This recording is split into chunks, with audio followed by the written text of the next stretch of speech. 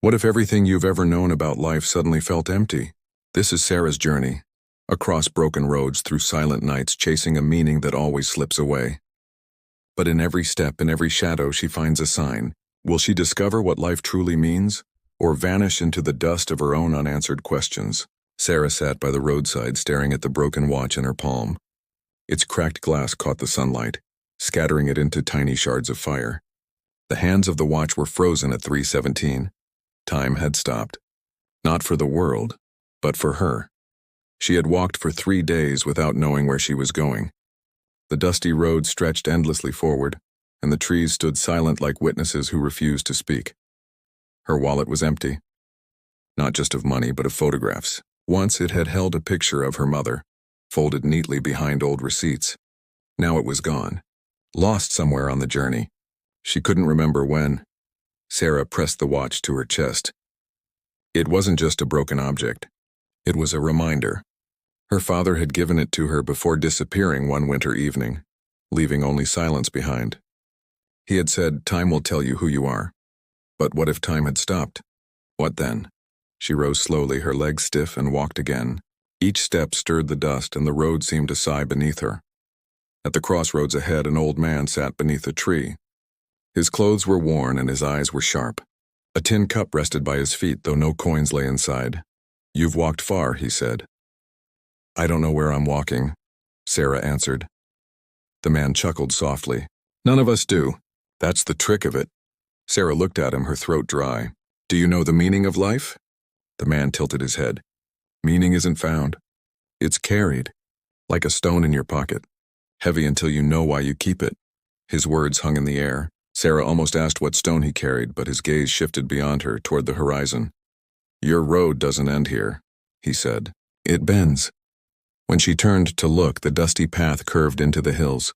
Something shimmered faintly there, like heat rising from stone. She looked back to the man, but he was gone. The tin cup lay empty beneath the tree. Her breath caught. The road bent, and she walked into it. The air grew colder as the sun sank. Shadows thickened. Her watch ticked once, though it had been broken for years, and then, in the fading light, she saw it. A figure standing at the top of the hill, waiting. The figure didn't move.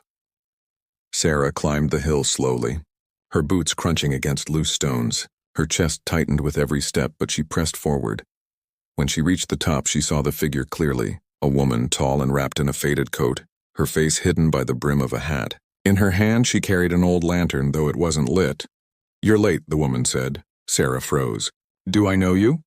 "Not yet, but you will." The woman raised the lantern as if to light the road behind Sarah. "You've left something undone." Sarah touched her empty wallet.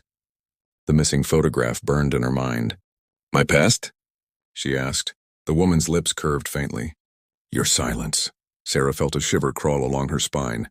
She wanted to ask more, but the woman turned and pointed down the far side of the hill. Below lay a village. Small houses with smoking chimneys, lanterns flickering in the gathering dark, a place alive with voices. "You'll find a door there," the woman said. "Knock only once."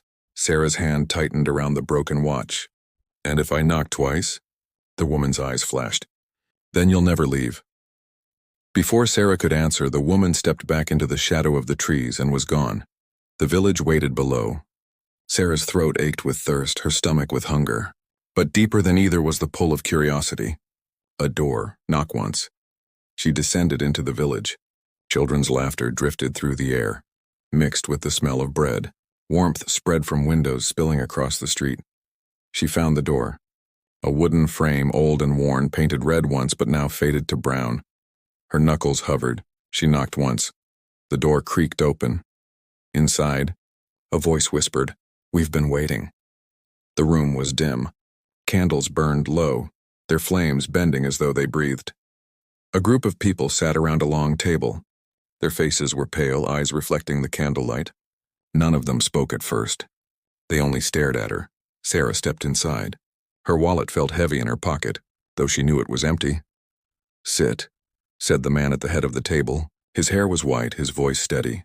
Sarah obeyed. "You carry absence," the man said, pointing to her pocket. "It's just an empty wallet," she replied. "No," he said firmly. "It is a hunger." A hollow you cannot fill with coins. What you lost matters? Her hands trembled. She wanted to deny it, but her mind flashed to the photograph. Her mother's face. The only thing she had left. Where is it? She whispered. The man leaned closer. Not where you think. The photograph was taken from you, not lost. Her breath caught. Taken by who? The candles flickered wildly. You will see, he said, but not tonight. Tonight you eat. Food was placed before her, bread, fruit, soup. She hadn't tasted food in days. She ate slowly, every bite grounding her. When the plates were cleared, the white-haired man handed her a folded slip of paper. Follow this, he said. Sarah unfolded it. A map. The dusty road drawn in black ink winding into the mountains. At the edge of the paper, a mark shaped like a watch. She looked up, but the man was gone. So were the others. Only the candles remained burning low. The door behind her creaked open. Cold air swept in. She stepped outside and froze. The village was gone. Only the dusty road remained. The mountains loomed sharp against the night sky. Sarah followed the map, the broken watch heavy in her hand. The air grew thin. The wind howled through the rocks. Yet faintly she heard whispers. At first she thought it was the wind, but the voices grew clearer. Why are you here? What do you seek? Her steps faltered. Meaning, she whispered back. The rocks echoed. Meaning. Meaning. Hours passed. She climbed until her legs ached. At the ridge, she found a cave. Its entrance was marked by symbols carved into stone, circles within circles. She entered. Darkness swallowed her.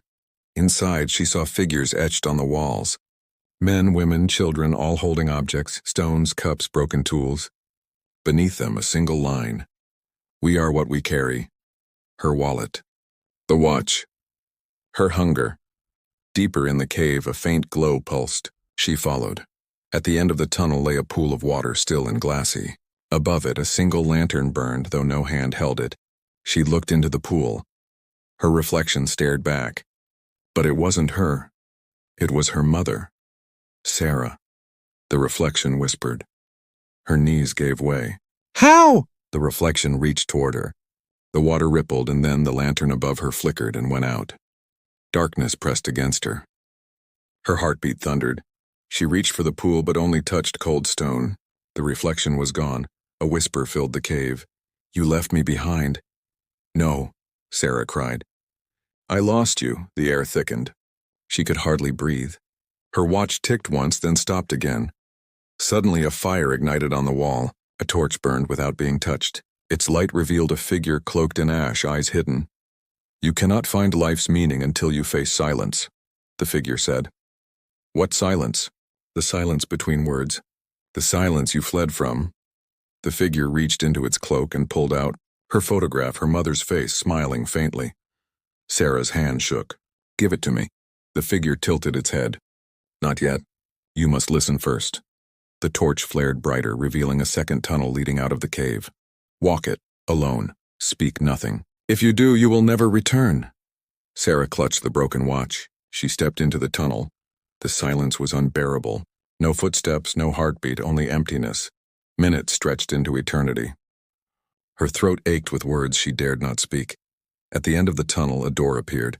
Wooden, familiar. Her hand reached for it, when a voice called from behind. Sarah. Her mother's voice, her chest burned. Every instinct screamed to reply. Sarah. The voice called again. Softer, sadder. Her lips trembled. But she stayed silent. She opened the door. Light poured in. She stumbled into a meadow.